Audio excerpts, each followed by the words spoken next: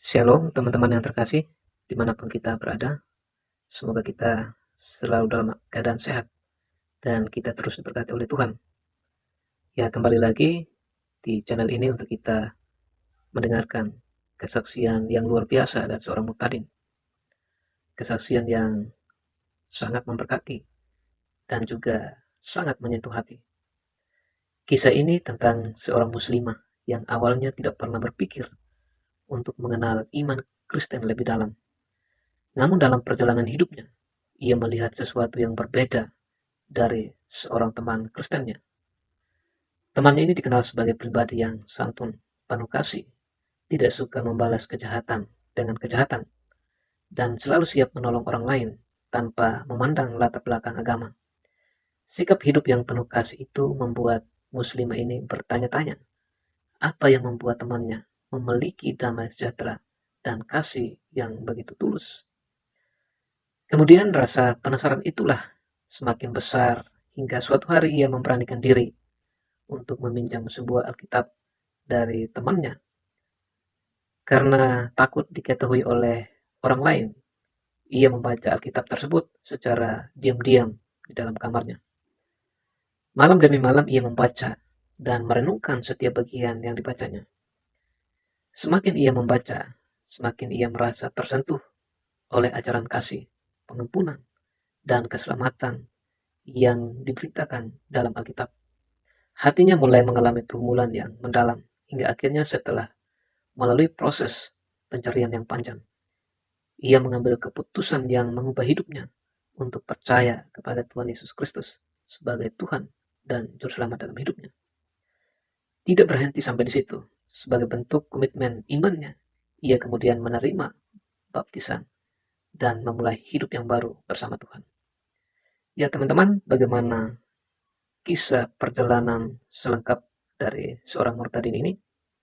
Tantangan apa saja yang harus ia hadapi setelah mengambil keputusan tersebut? Yang mari kita sama-sama saksikan kesaksian yang luar biasa, dan kiranya melalui kesaksian ini boleh memberkati kita, menguatkan iman percaya kita kepada Tuhan Yesus. Selamat menyaksikan. Tuhan Yesus memberkati.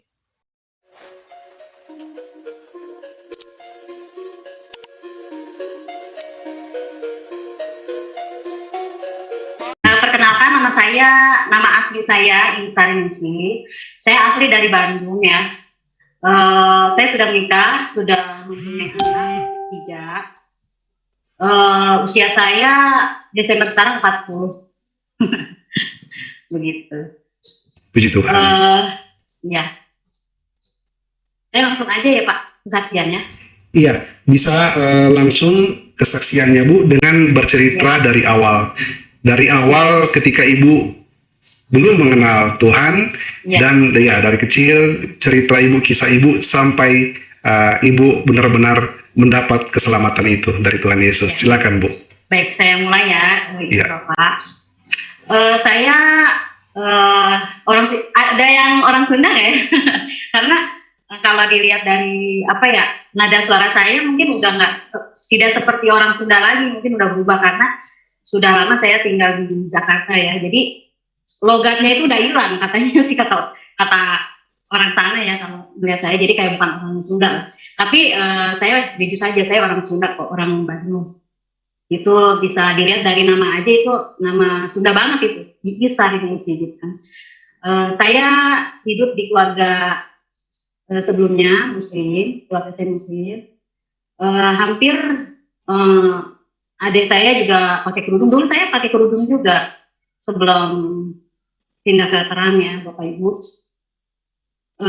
Udah gitu, dulu waktu kecil saya orangnya nggak terlalu fanatik sih, karena di tempat saya nggak terlalu parah lah, nggak kayak di pedalaman banget gitu ya. Cuman ya saya suka apa ya, kebetulan saya juga tetangga udah biasa, udah gitu. Ada sih nggak banyak juga orang Kristen gitu ya. Dan saya suka merhatiin, mereka tuh meskipun kecil juga sifat mereka tuh baik gitu, baik banget. Kadang-kadang kalau misalkan saya ingat banget tuh, kalau misalkan saya nih di keluarga saya nggak ranking, misalkan disemangatin gitu. Terus kalau saya ranking malah dikasih hadiah sama teman saya, sama tetangga saya, baik banget ya. Jadi saya dari kecil memang sudah melihat kebaikan orang-orang Kristen ya, jadi pemerhati gitu ya. Terus saya biasa di depan saya gitu ya, dibilang taat ya taat, tapi saya juga nggak terlalu eh, ibarat kata seperti adik saya ya, benar-benar hatam Quran segala macam, tapi saya biasa aja sih. Udah gitu saya sampai saya besar pun saya biasa aja, masih berteman sama, nggak fanatik lah gitu kan. Karena bapak saya juga, beliau kan punya bos orang Chinese juga ya. Cuma kata bapak saya tuh meskipun mereka Kristen, tapi mereka baik banget sama keluarga kita itu. Cuman kata bapak saya sayang banget ya katanya, nyembah salib, nyembah kayu, dulu kan nyembah kayu salib katanya gitu.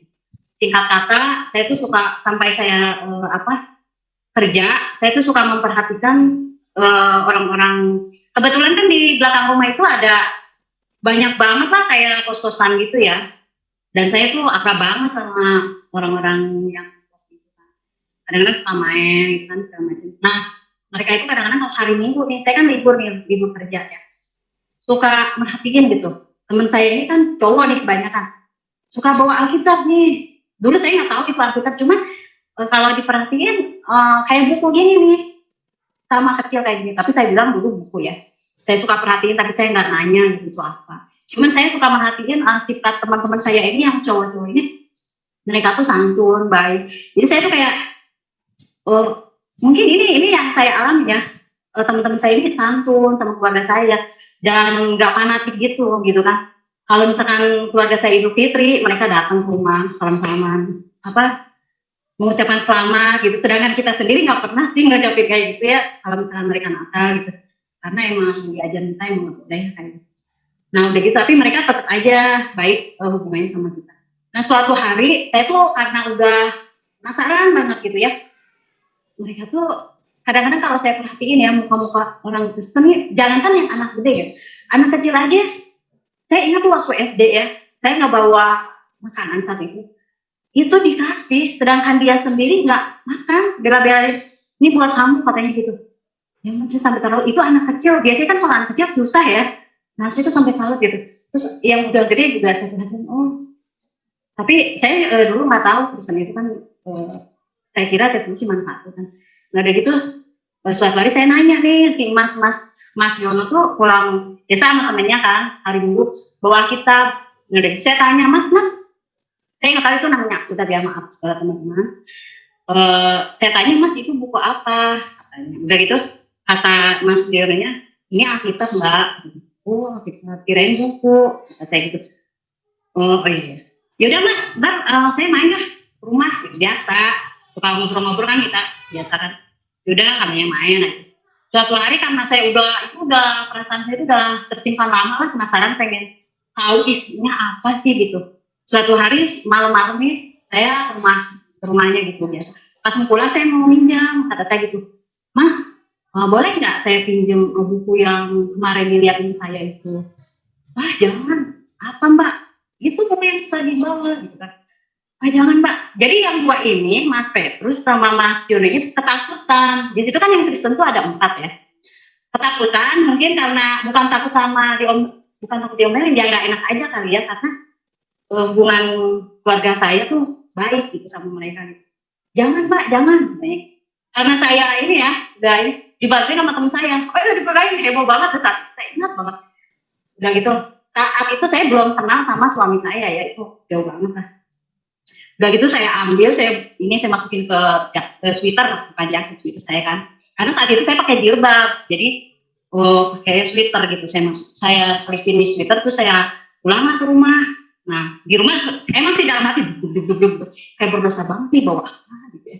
Terus saya masuk ke kamar, udah gitu saya kunci pintu kamarnya. Terus saya campur aduk lah perasaan, tapi karena saya penasaran dengan yang saya pegang ini, saya sampai bilang ya Allah, maaf banget, saya tuh pengen penasaran isinya apa sih gitu. Saya penasaran banget, maaf ya Allah ya maaf saya nggak bermaksud yang aneh-aneh. Udah gitu saya buka kan, Pas saya buka saya kaget gitu kan. Oh ternyata yang saya buka ini tulisannya bahasa Indonesia, beda banget dengan eh, apa kitab suci yang saya punya kan, itu khas banget dan harus dipelajari panjang pendeknya gitu kan, rumit banget lah kalau misalkan beda panjang pendek tuh udah beda arti lagi gitu. Terus saya baca nih, saya model dulu kan saya anggap buku aja ya, saya baca gini kan, Kejadian, Allah menciptakan langit dan bumi serta isinya. Saya baca, pada mulanya Allah menciptakan langit dan bumi. Terus saja sampai saya wah, kata saya ini menarik banget sih isinya gitu.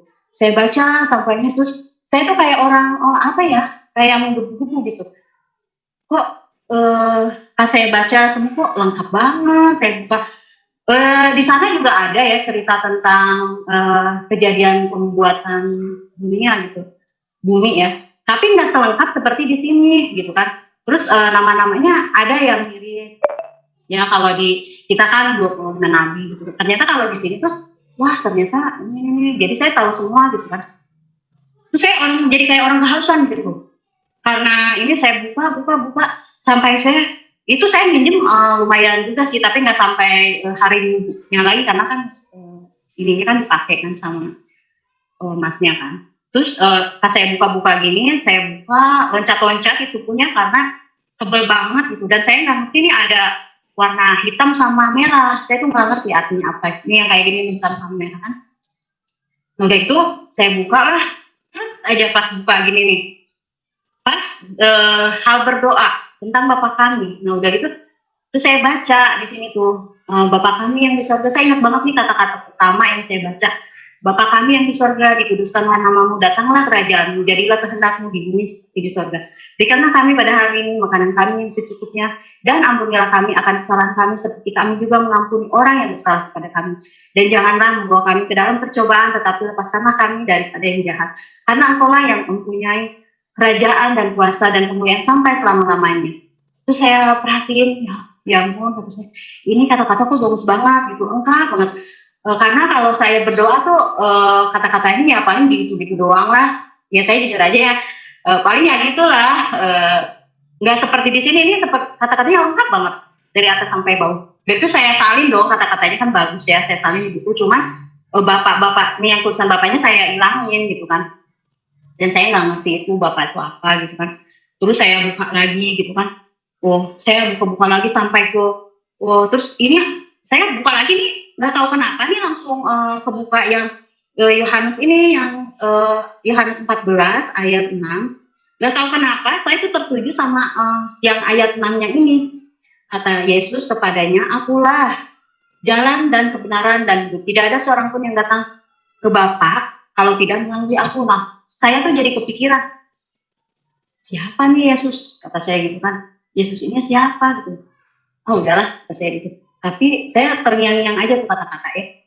Nah udah gitu, saya baca sampai Wahyu, sampai saya ingat nih Menara Babel sampai saya baca ya. Saya dulu nggak tahu itu cerita Menara Babel. Ternyata pertanyaan kecil saya itu terjawab di Menara Babel, karena dulu saya sempat bertanya sama ibu saya tuh, Mah, kita tuh di dunia ini kok bahasanya beda-beda.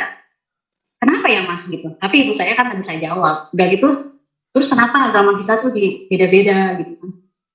Ibu saya nggak bisa jawab juga. Jadi kata ibu saya, ya udahlah itu mungkin dari sananya kali gitu.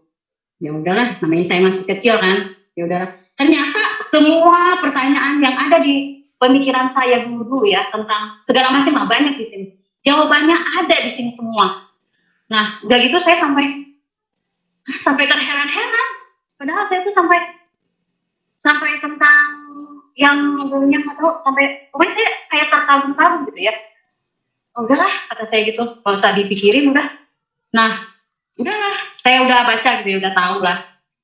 Udah aja, saya udah sampai Wahyu, ada apa yang akhirnya ini kayak di Wahyu itu kan ada ya diceritakan tentang yang apa tulah-tulah kayak gitulah. Saya sampai kok mirip dengan ini ya, kayak yang akan datang. Sedangkan di kita tuh nggak ada,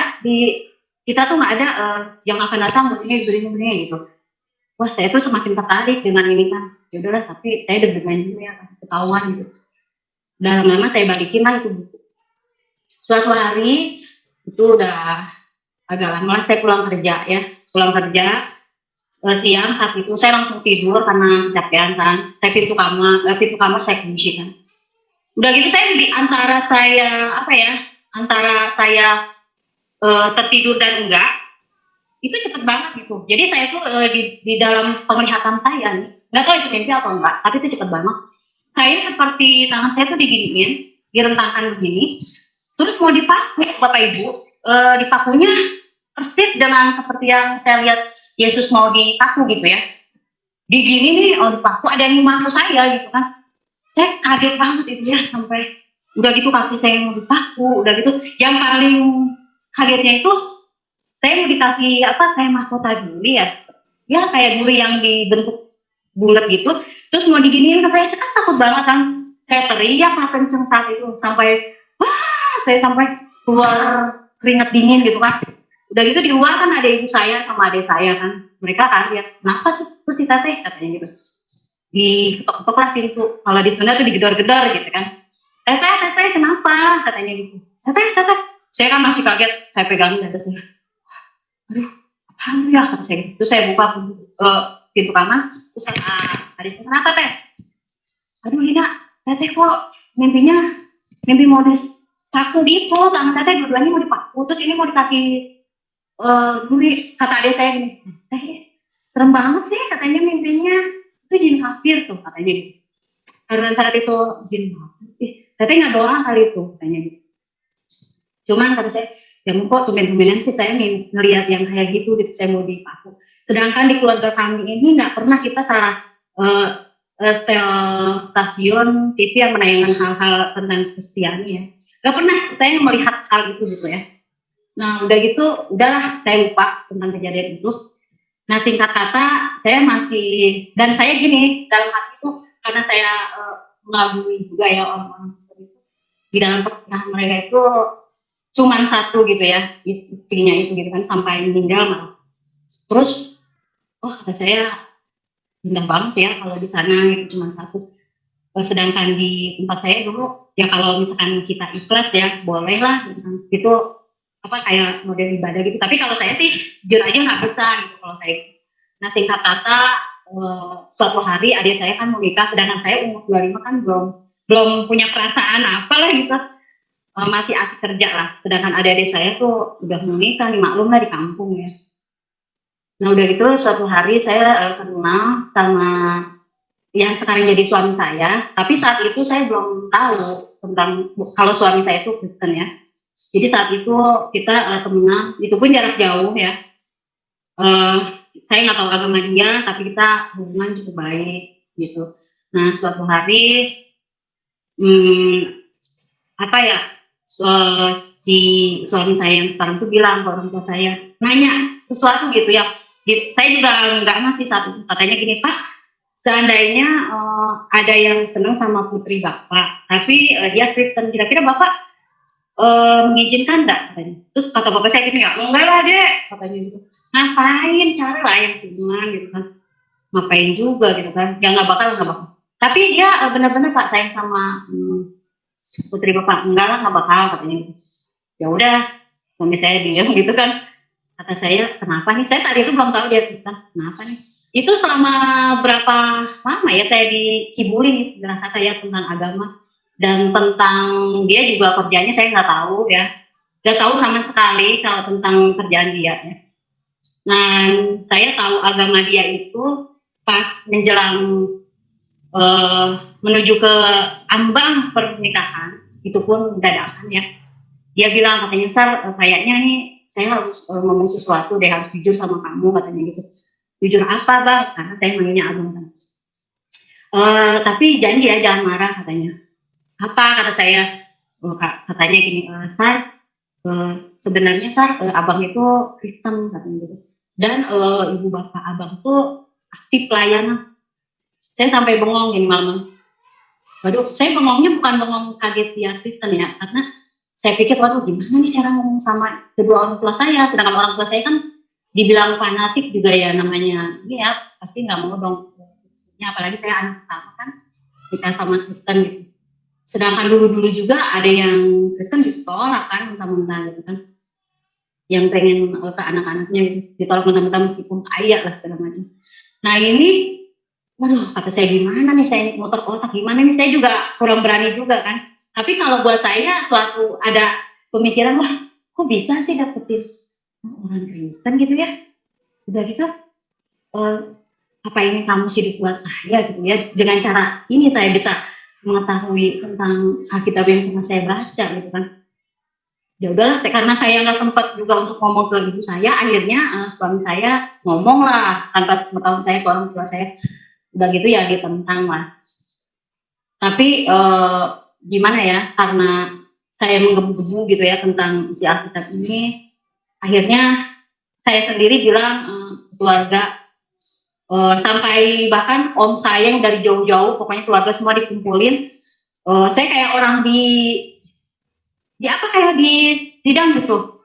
Kamu tuh pakai bahasa Sunda, kamu tuh mana teteh teteh tuh yang benar katanya, masa mau dapetin orang kafir sih katanya gitu, udah teteh pakai kerudung masa sih, terus apa kata tetangga, sedangkan di sini kan mama guru ngaji katanya gitu, bapak juga kan aktif juga kan di pengajian gitu. Saya sih padahal dalam hati saya gini, sedangkan kalau kita kan karena sekolah ya, jadi kan ada di undang-undang kan bebas gitu. Cuman saya ada sih perasaan dalam hati saya kayak nggak tega gitu ngeliat ibu saya kayak marah campur aduk, semua keluarga saya kayak nggak suka lah gitu, karena saya ya istilah kata bukan bebal ya, apa ya, kayak udahlah kalau saya itu sifatnya kalau emang begini ya begini. Udah gitu saat itu udah saya kayaknya baik kok kata saya orang ini gitu. Ya udah saya akhirnya ngurus sendiri, saya ingat tuh ngurus sendiri surat-surat semua di Bandung. Saya ingat itu kan kalau nikah sama saya saat itu tahu beliau apa ya TNI ya. Saya tuh tahunya pas saat nikah kantor tuh harus ngurus banyak surat-surat ribet kayak gitu sendiri, saya kemana-mana sampai susahnya minta ampun gitu ya saat itu ya, tahun 2005 apa ya, 2006 2005 lah kalau misalnya.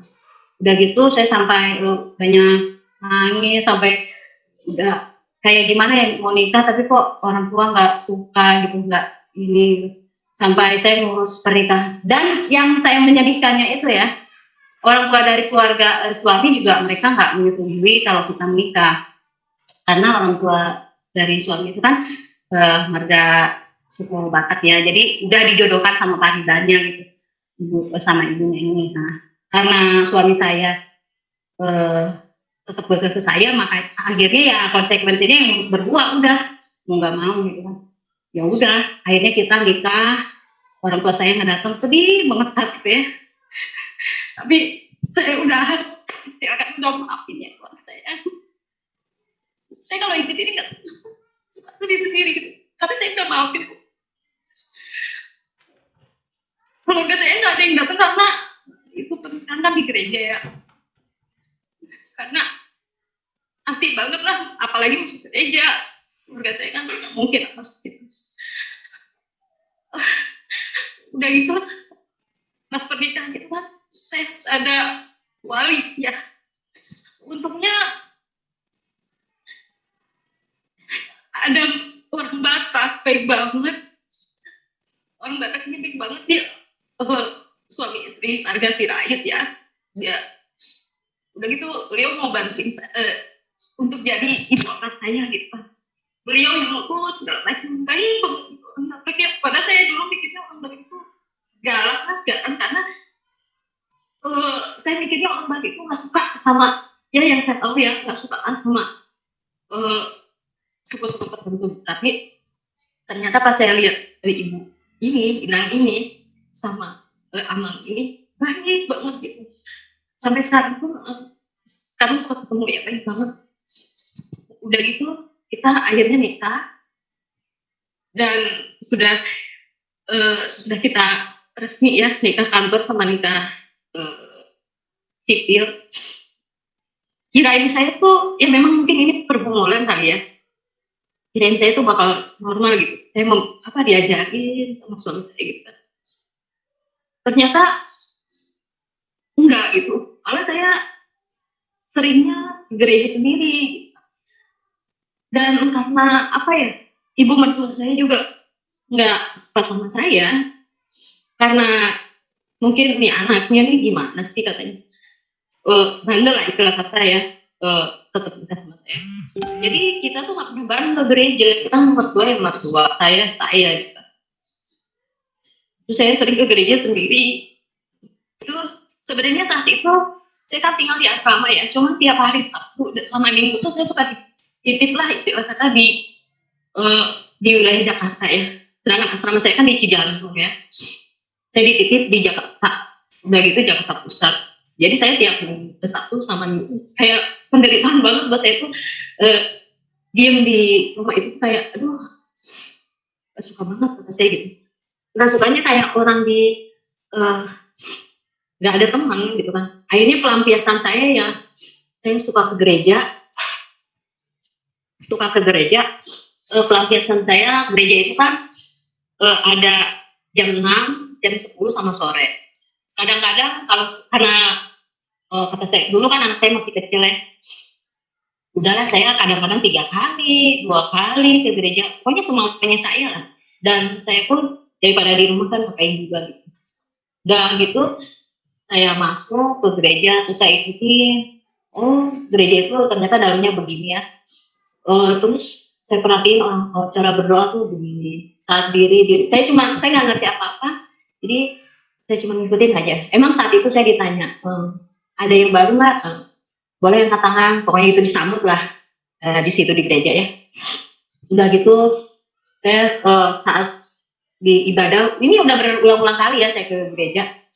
Saat itu sih saya belum merasakan itu ya, cuman saya suka merhatiin orang-orang karena saat itu kan saya belum fokus ya, suka merhatiin orang-orang kok kalau misalkan pas lagi ini tuh doa suka ada yang kayak ibarat kata kayak kesurupan gitu ya. Tapi kata saya tapi kok ini saya jadi kayak orang ini nih lihat kanan kiri, tapi orang lain kok pada fokus gitu, saya aja ada yang sampai apa teriak-teriak, cowok juga gitu nangis dan terus udah gitu ya, besoknya lagi saya ke gereja lagi, terus saya suka dengerin lagu gitu ya, lagu-lagu di gereja kan lagu tapi mungkin karena mengandung puasa ya, jadi kayak nyentuh perasaan saya gitu. Semua lagu yang di gereja tuh menyentuh perasaan saya gitu. Saya kalau dengerin lagu yang di gereja tuh jadi ingat mimpi saya yang dulu ya. Jadi saya mimpi kayak masuk ke dalam gereja yang saya tahu sekarang, tapi gerejanya gereja yang dulu bukan modern gedung kayak gini. Terus ininya tuh apa, bangku-bangkunya tuh yang kayak zaman dulu gitu, yang panjang kayak. Nah saya tuh di sana tuh pegang tangan nggak tahu sama siapa gitu, berapa orang gini-gini nyanyi-nyanyian, hati saya damai, sukacita gitu. Oh jadi inget mimpi itu ya dalam mimpi. Terus yang saya lihat, oh ini tuh namanya apa gitu yang di mimpi saya itu. Bisa gitu kata saya gitu. Akhirnya kalau saya ngedenger lagu tuh di gereja ya, yang anehnya gitu. Anehnya itu kan saya dulu maaf ya Bapak Ibu, meskipun saya dulu taat gitu ya di agama saya dulu, cuma saya tuh senang dengan hal-hal kayak apa ya, mistis gitu ya, mistis. Saya senang mencari hal-hal mistis gitu tanpa sepengetahuan orang tua saya gitu kan. Orang tua saya juga, bapak saya kan dia bisa mempelajari ilmu kayak apa putih di atas putih kan katanya kalau di mana boleh, yang penting jangan ilmu yang gelap gitu. Tapi kalau di Kristen kan sekarang ya sama aja nggak boleh gitu kan. Nah karena saya nggak diajarin sama bapak saya minta juga nggak dikasih, akhirnya saya nyari-nyari lah sendiri sampai ke jauh-jauh lah pokoknya. Saya sama teman-teman yang sama-sama suka nyari begitu ya, jauh-jauh, kadang ke Ciamis, ke Garut, ke Banten, ke jauh sampai ke Jawa kita kejar gitu. Kadang pergi giginya ya mau bilang aja mau main gitu kan, padahal kita nyari-nyari. Dan saya tuh senang nanam barang-barang di badan saya gitu dulu ya sebelum nikah ini ceritanya. Jadi barang-barang saya itu udah tertanam sebelum nikah gitu. Nah udah gitu, oh ya saya lupa cerita ya. Nah udah gitu dulu kan saya sempat dibaptis sebelum nikah ya. Terus kata teman saya, ada kok temen di kampung katanya gini, Dia tahu ini ada accountingan kalau saya masuk Kristen gitu. Terus dia nanya, oh San, kamu beneran masuk Kristen? Katanya gitu. Kenapa? Kata saya gitu. Kamu dibaptis dong, katanya gitu. Iya. Wow, dibaptis rasanya kayak disambar petir ya, katanya gitu. Hah, disambar petir? Kata saya, enggak, nggak disambar petir. Malah yang saya rasa damai sukacita, kata saya gitu kan. Terus perasaan badan saya yang dulu kayaknya berat tuh langsung hilang gitu, gitu kata saya jelasin kan. Nah udah gitu, udah aja kembali ke ini ya. Nah udah gitu, karena saya demen nyimpen masukin barang tuh ya, Bapak Ibu mungkin tahu ya, barang-barang yang tidak diperbolehkan kayak model semacam tusuk, semacam. Saya juga suka mengoleksi kayak jimat-jimat kayak gitu lah. Semar mesem, bungkering, pokoknya banyak banget. Sampai suatu hari saya nikah sama suami saya tuh mungkin nggak cocok rohnya ya. Suami saya kan terang, saya gelap. Jadi kalau kita bareng tuh berasa panas gitu ya. Saya tuh nggak kuat dekat suami saya, gitu kan. Karena apa namanya, suami saya berasa panas. Jadi saya kalau suami saya udah tidur, saya balik arah. Jadi kayak saya malam-malam saya nggak tidur dan nggak ngantuk sama sekali. Jadi saya ngantuknya tuh dari pagi sampai siang lah. Saya ngantuk banget. Kebalikan sama orang normal. Saat itu saya belum pelepasan dan gak berani ngomong juga sama suami tentang barang-barang yang saya simpen di badan saya, kan banyak banget ya. Takut juga sih, takut apa gitu, takut wah dia gimana, saya nggak jujur kan. Nah udah gitu akhirnya saya sering ke gereja gitu kan. Nah di gereja tuh anehnya itu begini Bapak Ibu, saudara-saudara, kan di gereja suka ada pujian penyembahan gitu kan. Nah saya tuh anehnya itu saat itu nggak merasakan lagi sedih ya. Cuman ini kan saya nih ibaratnya ini kanan, ini kiri ya. Yang kiri itu saya nangisnya deras banget gitu. Sedangkan yang ini nggak nangis sama sekali. Jadi perasaan tuh jadi kayak ada dua. Yang satu senang, yang satu kok kayak kata saya kira gitu. Terus meskipun saya sendiri nggak diajarin sama suami ya, ada sih perasaan sedih, tapi udahlah biarin aja gitu kan. Saya untungnya saya pelampiasannya tuh kekecewaan saya sama suami yang tidak mengajarkan saya karena kesibukannya dia gitu kan.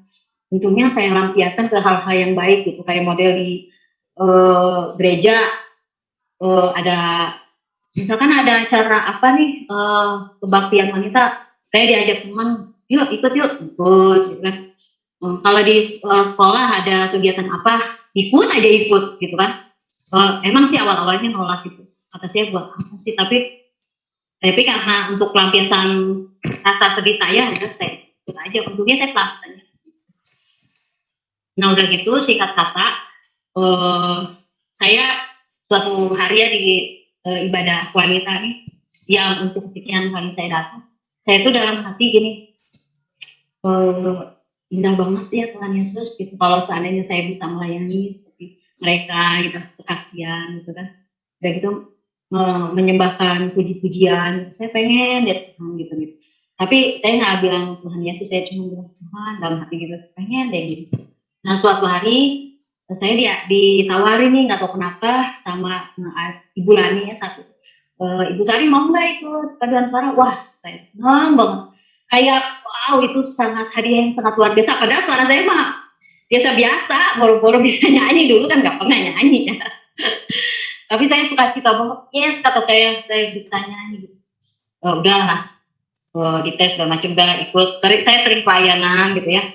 Itu pelayanan tiap minggu. Saya nggak pernah bilang-bilang ke keluarga dari suami, ke keluarga ke suami saya pun nggak pernah bilang kalau saya pelayanan ya. Jadi itu seiring waktu. Kata teman saya gini, Bu Sari kenapa nggak bilang kalau sekarang mau pelayanan nyanyi biar dilihat sama suami? Istri saya nih pelayanan gitu kan. Kata saya ngapain? Saya justru menghindari kalau ngapain justru lebih bagus nggak tahu kayak gitu. Nah suatu hari kata teman saya, Sar tadi suami Sari lihat kok Sari lagi pelayanan. Masa sih kata saya gitu. Udah aja. Saya larut dalam pelayanan untuk pelampiasan kekecewaan saya sama suami saya. Karena suami saya itu jujur aja dia dulu tuh bukan seorang kepala rumah tangga yang baik ya.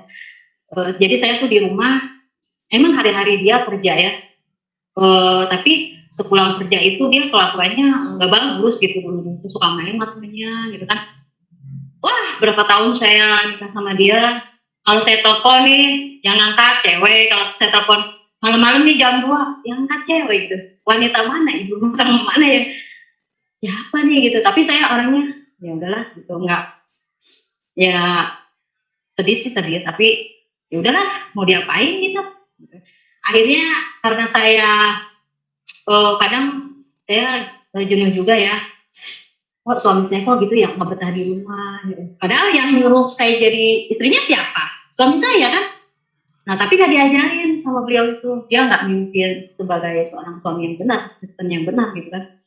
Sedangkan emang wah suka mabuk segala macam lah, pokoknya itulah yang nggak benar lah. Nah tapi saya orangnya pernah marah. Beliau kalau misalkan pulang malam-malam nih jam 3 dengan keadaan mabuk, dia sampai tapi anehnya ya mabuk itu dompet di mana-mana berceceran, uang di mana-mana, HP di mana-mana. Dia sampai Star, maaf ya Star, dia anehnya tuh bisa minta maaf gitu ya saat-saat mabuk kayak gitu. Tapi saya udah, kadang-kadang kalau saya kesel banget saya umpet-umpetin tuh kayak duit, handphone segala macam. Terus di rumah tuh kan suka nyimpen kayak anggur-anggur, saya buang-buang. Saya saat itu dendam banget karena saya belum rohani ya, belum ngerti banget arti tentang kasih.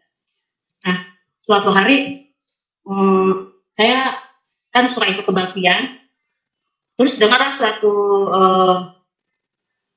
apa ya, ibu rohani saya itu memberikan istilah kata gini, suami kita misalkan error ya nggak apa-apa lah error gitu, tapi kita sebagai istrinya itu jangan error, kasihan anak-anak katanya gitu. Itu maksudnya bukan ke saya karena ibu rohani saya itu nggak tahu kalau saya sedang keadaan kacau kan.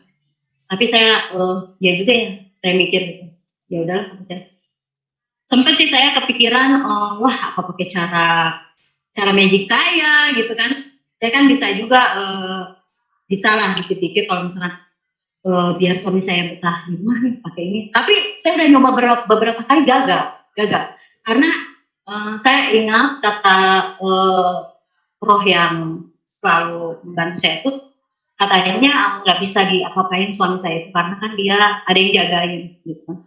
Saya saat itu nggak berpikiran ada yang jagain kalau itu Tuhan Yesus ya. Cuman dia bilang ada yang jagain suami saya tuh terang gitu kan. Orangnya terang gitu, pokoknya ganteng kayak gitu. Apa itu mbahnya dia kan, mungkin apa itu buyutnya yang meninggal segala macam. Saya pikir suami saya kayak saya punya sesuatu yang disimpan gitu. Tetap itu saya coba berkali-kali nggak bisa ya. Ya udahlah kata saya nyerah.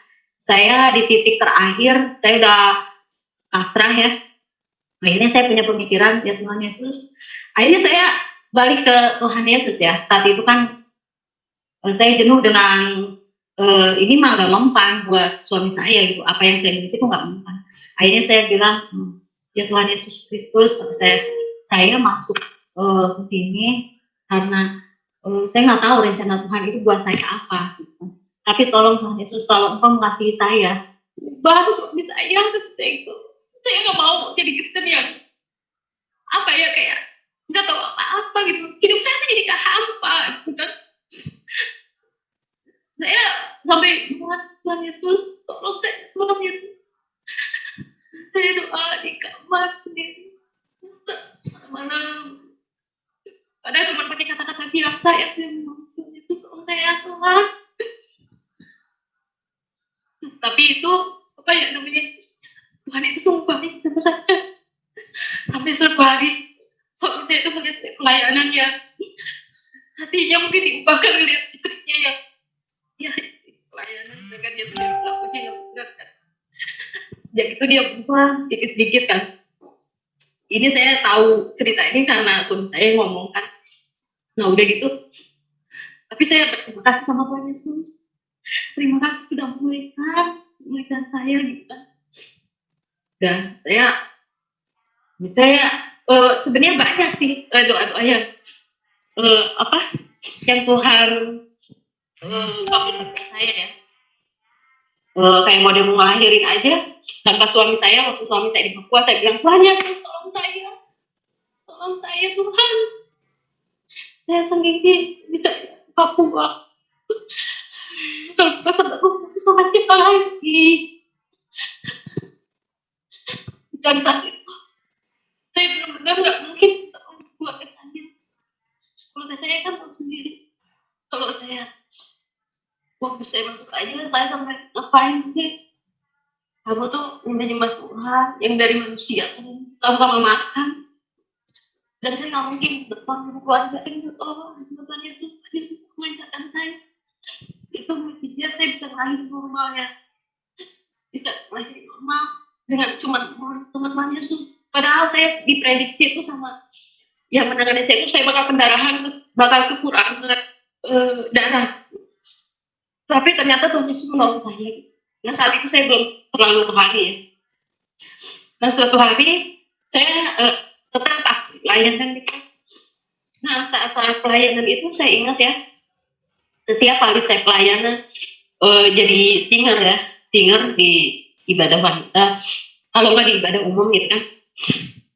Setiap saya nyanyi, ada nggak tahu suara apa gitu ya, suara kayak orang yang menjerit-jerit, nangis. Pokoknya itu bukan suaranya bukan satu, banyak banget gitu.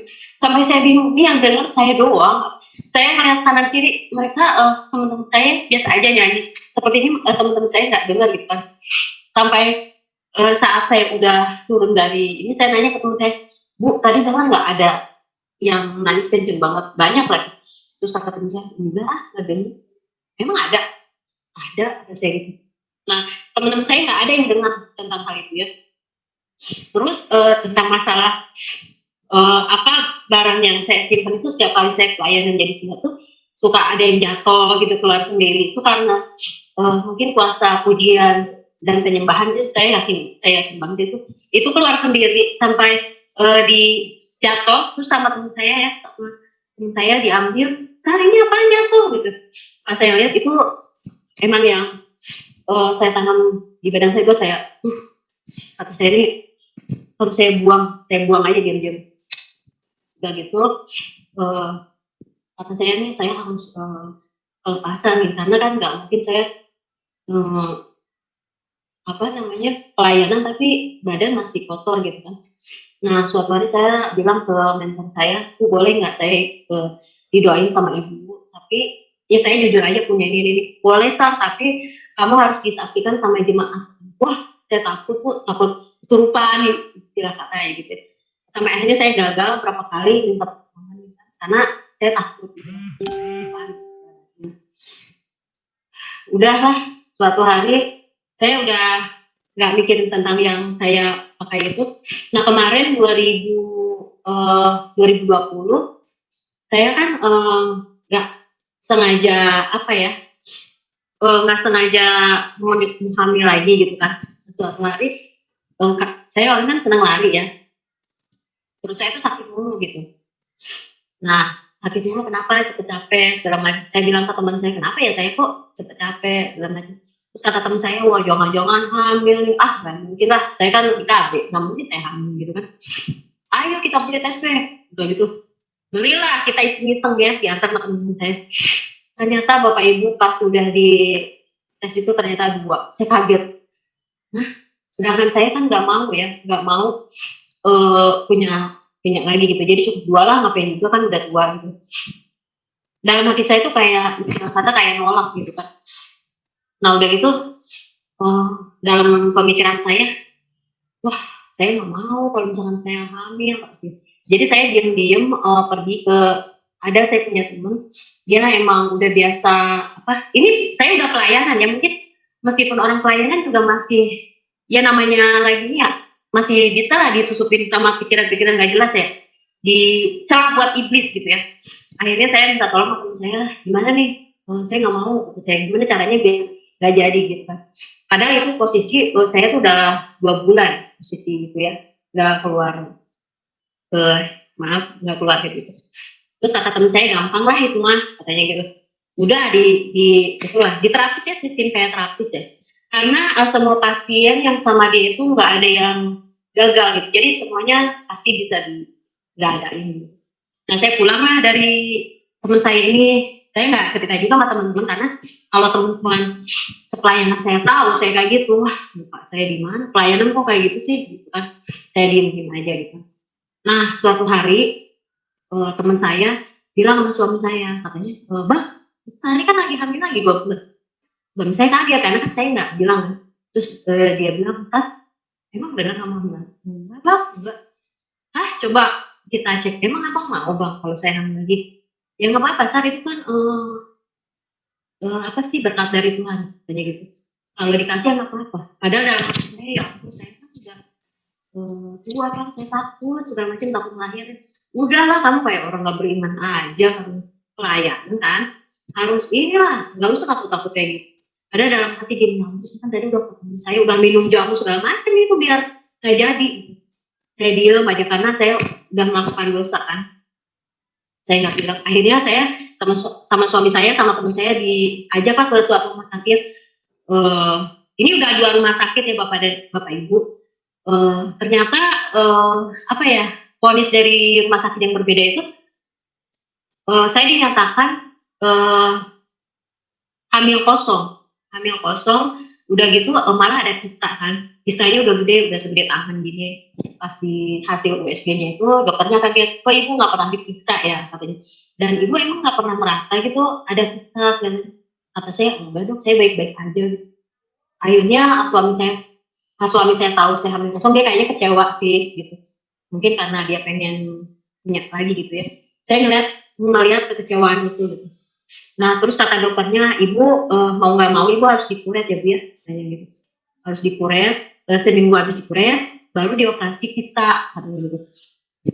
Wow kata saya gitu, saya nggak mau nih dikuret kan sakit gitu kan.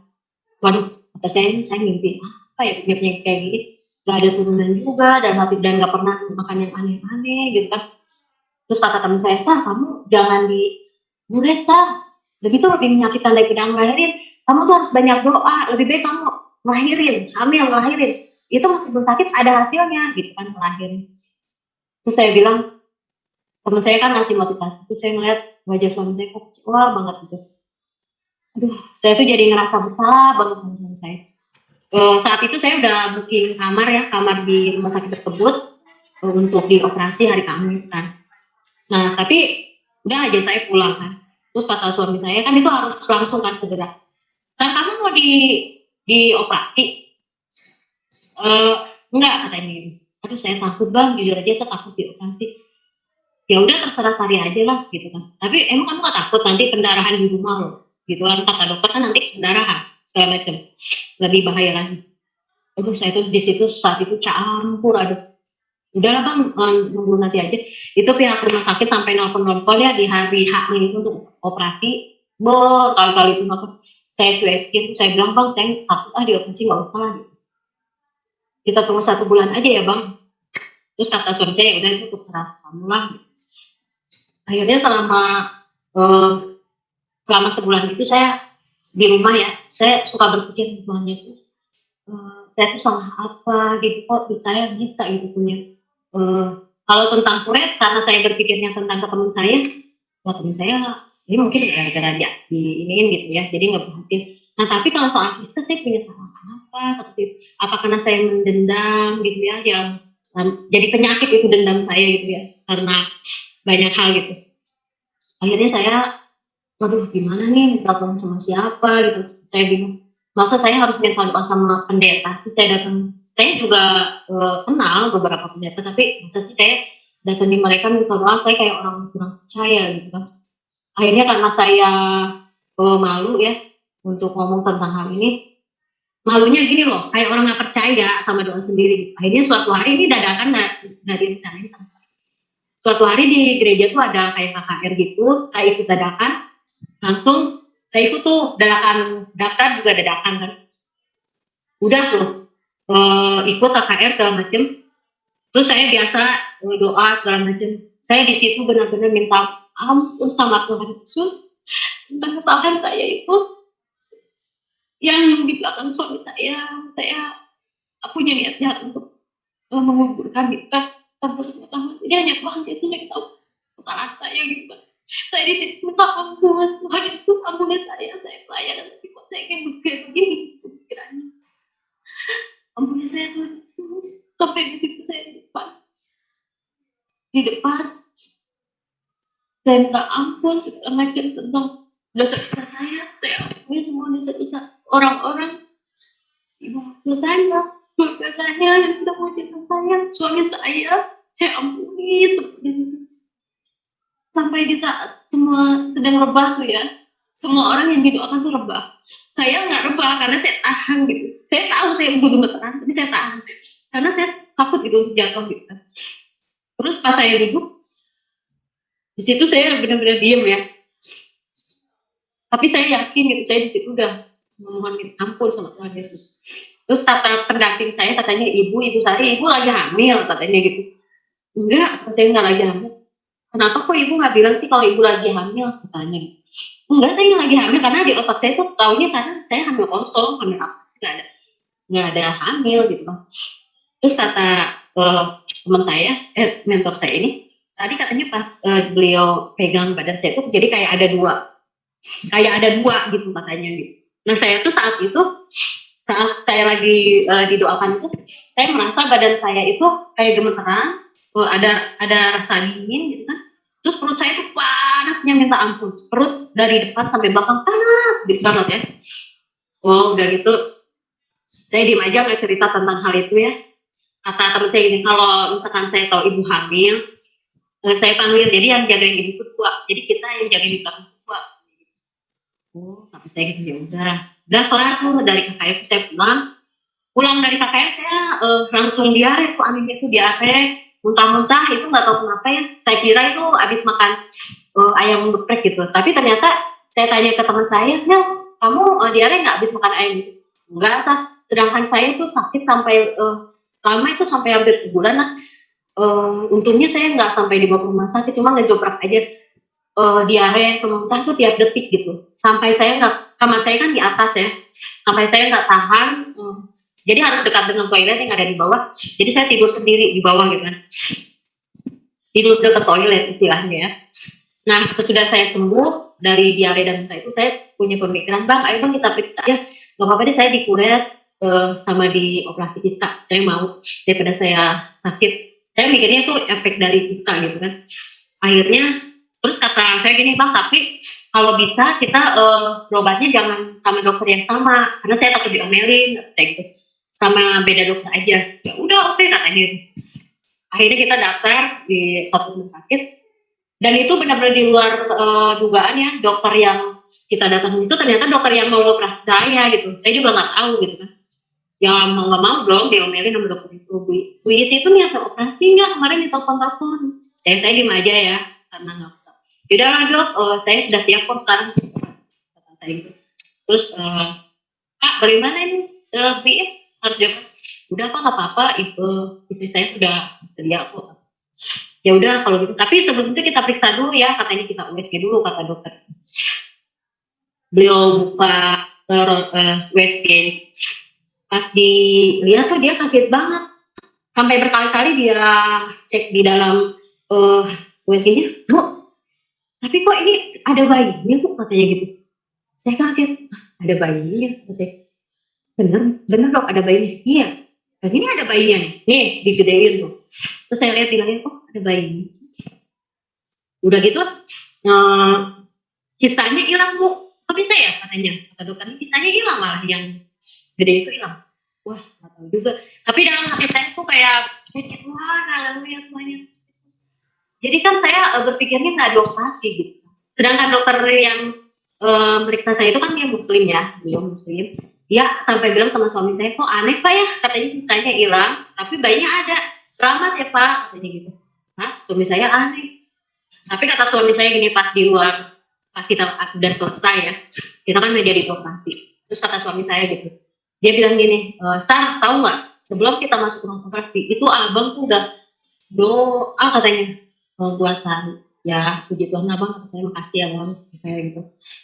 Terus saya pas pulang rumah berterima kasih sama Tuhan Yesus karena saya yakin Tuhan Yesuslah yang menyembuhkan saya. Gitu. Jadi selama saya sakit diare sama muntah itu ya berhari-hari, saya selalu memuji nama Tuhan Yesus, nggak siang nggak malam, meminta ampun sama Tuhan Yesus. tentang kesalahan saya gitu kan. Dan saya sudah berjanji sama Tuhan Yesus, saya ingin memberitakan tentang hal yang saya alamin ini gitu. Biar teman-teman itu tahu kalau Tuhan Yesus itu benar-benar ada, Tuhan yang hidup. Jadi saya kadang kasihan juga ya sama teman-teman saya yang udah dapat tiket Kristen gitu, tapi dia kayak biasa-biasa aja gitu. Kayak sedangkan saya yang dari gelap gitu, merasakan benar-benar kasih dari Tuhan Yesus itu ada gitu buat saya gitu kan. Pokoknya banyak hal, sebenarnya banyak hal yang saya alami gitu ya. Mungkin masih bisa bernafas aja itu sebenarnya udah anugerah dari Tuhan.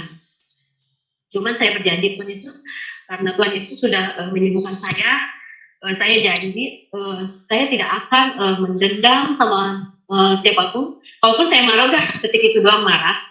Saya tidak akan seperti saya yang dulu, tidak akan mendendam sampai kalau dulu sampai seminggu sebulan mungkin setahun pun saya masih kuat gitu kan, nggak hubungan sama orang gitu. Dan saya tidak akan mendendam sama siapapun gitu kan. Saya berjanji sama Tuhan Yesus, saya akan memberitakan tentang kesaksian saya ini dimanapun gitu. Jadi saya kalau kemana-mana nih sekarang memberitakan nih sama teman saya nih, yang kurang apa ya, saya kasihan aja lah. Saya kadang-kadang padahal Tuhannya itu benar-benar Tuhan hidup, saya suka nasihatin kayak gitulah, mau jidatnya banyak banget ya. Sesudah itu saya selalu mengajarkan sama anak-anak saya, Tuhan Yesus itu Tuhan yang ada, Tuhan yang hidup, Tuhan yang dari awal sampai nanti akhir ada. Itu saya mengajarkan segala macam lah tentang Tuhan Yesus itu apa.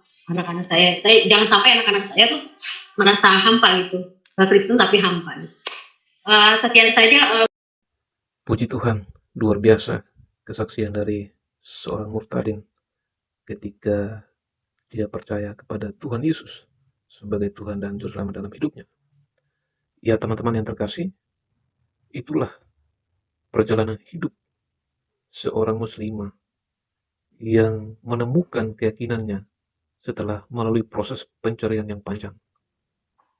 Berawal dari melihat teladan hidup seorang teman Kristen yang penuh kasih dan kesantunan, kemudian membaca Alkitab secara diam-diam, hingga akhirnya mengambil satu keputusan dalam hidupnya untuk percaya kepada Tuhan Yesus, dan kemudian ia menerima baptisan. Ya teman-teman yang terkasih, apapun pandangan kita terhadap kisah ini, kesaksian tersebut mengingatkan bahwa setiap orang memiliki perjalanan rohani yang unik dalam mencari kebenaran, damai sejahtera, dan makna hidup. Sikap kasih, kerendahan hati, dan keteladanan hidup seringkali berbicara lebih kuat daripada kata-kata. Kiranya kita semua terus memiliki hati yang terbuka untuk mencari kebenaran dengan sungguh-sungguh, menghormati sesama, dan hidup dalam kasih kepada semua orang. Semoga kesaksian ini menjadi inspirasi bagi setiap orang yang sedang mencari pengharapan, damai sejahtera, dan arah hidup yang benar. Firman Tuhan katakan dalam Yohanes 14 ayat 27, damai sejahtera ku tinggalkan bagimu, damai sejahtera ku berikan kepadamu, dan apa yang kuberikan tidak seperti yang diberikan oleh dunia kepadamu. Janganlah gelisah dan gentar hatimu. Ya teman-teman yang terkasih, saya ucapkan terima kasih kepada semua teman-teman yang sudah menonton sampai akhir. Kiranya melalui kesaksian ini memberkati setiap kita dan menguatkan iman percaya kita kepada Tuhan Yesus. Dan yang paling penting adalah kita boleh menjadi saksi Kristus, menceritakan kabar baik kepada keluarga, kawan, dan kenalan kita yang belum percaya dan mengenal Tuhan Yesus.